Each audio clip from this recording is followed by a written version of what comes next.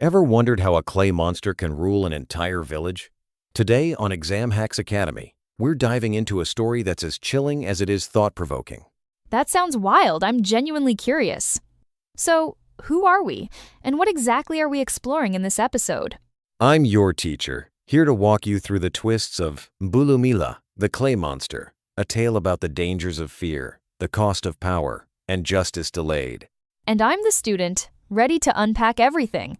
We'll look at how Mbulumila dominated his village, the ingenious way he was defeated, what happened to the heroes, and the story's surprising ending.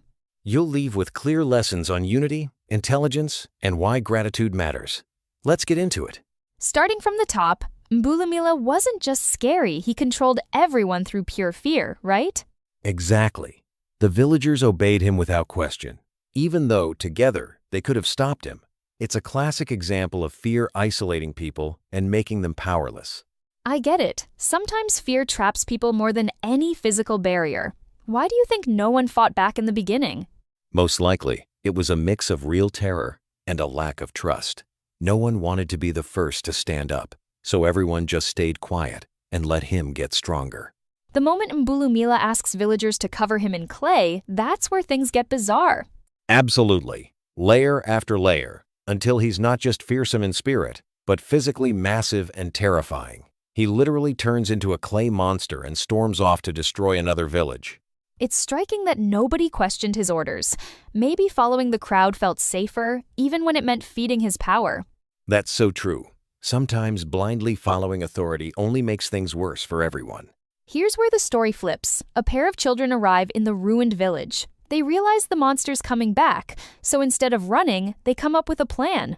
Right. They heat a rock until it's red hot and hide in the roof. When Mbulumila tries to eat them, they drop the hot rock straight down his throat. That's honestly brilliant. Outsmarting brute force with intelligence, it's such a cool twist. Did anyone expect the monster could be destroyed like that? Not at all. And that's what makes their approach stand out. Sometimes brains really do beat brawn. After the monster's defeat, all the villagers he had swallowed come out alive. You'd think everyone would celebrate the children as heroes forever. For a while, they did. But the mood shifts. Suspicion creeps in. People start whispering, "These children are not from our tribe." That's heartbreaking. To go from gratitude to outright betrayal just because of fear or jealousy, it's a powerful reminder that people can quickly forget who helped them. Exactly. Sadly, the villagers end up killing the children, tossing their bodies in the river. The story doesn't shy away from showing how ingratitude can cost everything. But the story doesn't end with tragedy. The children's voices haunt the village from the river, leading to the truth, and eventually, the guilty are punished. That twist is unsettling, but it drives home the message. Justice doesn't always come right away, but it finds its way, even if it echoes from the past. So let's break down what this story leaves us with. First, fear can paralyze people and stop them from acting together. Second, intelligence like the children's plan is more powerful than brute strength.